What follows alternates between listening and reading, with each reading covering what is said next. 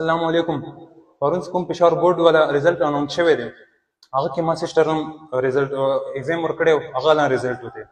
ما سسټر ون arts کې arts والا first position holder کوم مارکس و هغه 1101.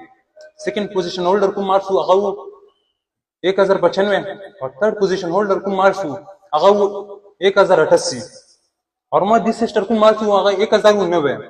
मतलब third position holder نه دوام نمبر زیات و. دا خو موږ ته پته ونه لګېده ته نه موږ ته کال راغلی و. کله بعد کې ما پوره ډیټیل وغیره وبستو ته ډیټیل دغه کوس کله وکړه ما سسټر تھرد پوزیشن هولډر نه 2 نمبر زیات دي. زه پرون افیس ته تلاړم، افیس خیر بند و، زه ګارډ ولا پرېږدولم تېنه. نن ولاړم، نن اول ډیپټي ډایرکټر ته تلاړم، هغه ما ته دی صبر ویټ ته وکړه، ویټ ته کولو هلته نمبر ته چینج کړو. ما ته دی خو وګوره 3 نمبر کم دي. ما څنګه کم دي دا ته وګوره. ما چیک کو ما دا وګوره، ما یو سکرین شاټ نه پرو 2 نه پرو 3 پروت دي. ما ته دا ویب سټ فیک دی، تا فیک سکرین شاټ وبستې دي. ما تاسو فیسبوک پیج مې کوم اپلوډ کړی دی، دا ویب سټ چیک کوم هغه مې چیک کړی دی. یا تاسو فیسبوک پیج فیک وي او تاسو به ویب سټ مو فیک وي.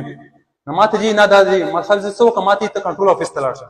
کنټرول افیس ته لاړم، ما ته دی دغه کې ضرورت نشته، ولې دا نه کېږدي نمبر کم وته. ما کم و صحیح دی کنه، پیپر غلطي و صحیح دی. تاسو رزلټ نه اناونس نه پهله کړی، رزلټ نه پسته ولې وکړو، بلکې شپې 12 بجې پرې نه دی شوی. شپې 12 بجې ما چک کړو، دا سر څخه زلاړې مغه ټیم چلته شوی دی، مارکس کم کړی. ما ته څه وکم لاړ شه ډیپټي کوم دی کنټرولر ته، هغه ته لاړم، هغه ته ویټ کولو 20 منټ پس هغه راغلم هغه نه پس هلته کسان ناس ورسم. ما ته ورته منه وځه 20 منټ پس ما ته دی انټر سم الریډي سکون کسان سم خبرې کړي، هغه ولته ناس هغه سره کې خبرې کړي وي. فرست نو خبر ما ته دا وی تا سسټر بلایند دی، وای څه بلایند هغه بیا ایگزام نشي ورکوي. هغه ما ته دی تا سسټر بلایند دی د پر رائټر دی. پاکستان الاو کوي، تا بورډ الاو کړی دی، ته څنګه بلایند دی؟ تا هغه ټیم دی باندې الزام لګولیو. هغه ټیم دی فرست خبره دا وکړه.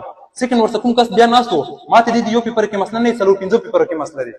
35 پیپر کې مسله دی، سید زب درته دا ومنم، اول خو منم نه څوم منم.